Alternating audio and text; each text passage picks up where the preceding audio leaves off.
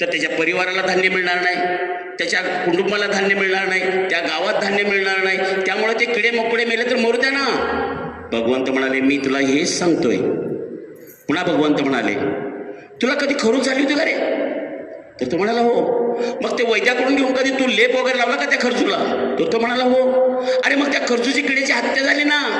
काय भगवंत, मी जर त्या खर्चूच्या किड्याला जर तो लेप नाही लावला तर तो माझ्या साऱ्या कुटुंबात झाला असता, कुटुंबातनं गल्लीत झाली असती, गल्लीतनं सगळ्या गावात झाली असती खरूच.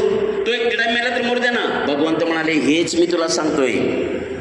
भगवान तथागतांनी पानातिपाताची केलेली दुसरी व्याख्या आजपर्यंत मी सांगतोय या व्याख्या अजून बाजारात उपलब्ध झाल्या नाहीत, पण आता मात्र मी नक्की करणार आहे.